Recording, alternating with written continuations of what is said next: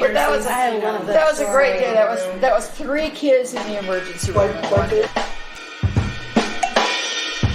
So therefore, I am not there for the swim team. I'm at home. Mom picked us up at the big tree by the church. You were at the big tree I with fell all out the of it. swim team guys, and Kevin climbed up the tree and then fell out of it and broke something. So Mom's shows up to pick up the kids from the swim team, and there's this one very damaged kid. Well, back in the day, you could not go into the hospital or into any military facility if you were a woman and you were wearing shorts.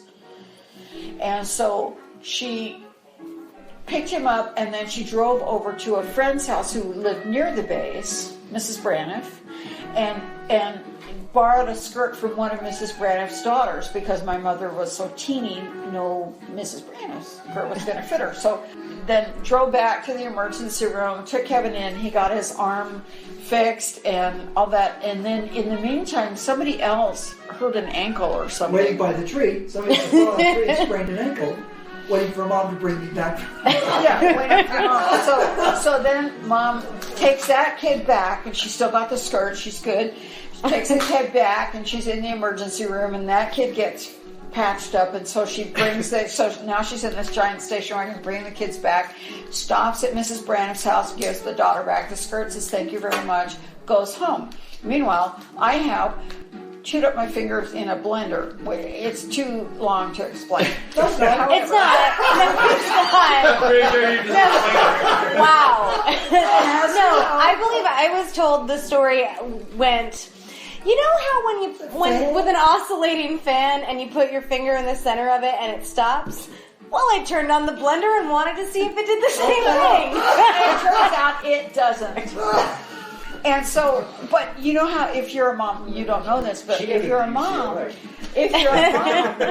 you always say to your kids, if something happens and I'm not home, you go to this person. Oh, right. And then, of course, we being annoying kids, we would say, okay, and what if that person's not home? Well, then you go here. Well, what if that person's not home?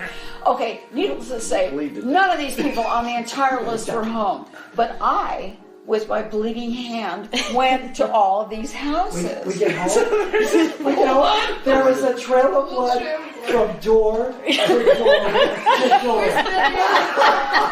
There's your shoes. There's a trail of blood with the bloody doorknob. Yeah. It was horrible. Was not home that day. Nobody was home. There was nobody home. Nobody was home. Every single person at Mom was like, okay, now I'm supposed to go to this person. I went around. I went 7 and then I get home and Mom shows up and I'm thinking, thank God. So she goes, oh God. So she gets all the kids out, including injured ones, gives everybody else instructions on what to do with the 2 injured ones, and then puts me in the car, drives out, gets to the base gate and goes, oh crap, I need a skirt. Turns back around, goes back to the Mrs. Braniff's house and says, what, can I have that skirt back? And then we go, and then she comes in and she goes, my daughter's really injured, and of course, you know how fingers bleed. Doctor looks at her and he goes, we have saved you a bed in the emergency room. And she says, well, this is another kid. And he says, of course it is.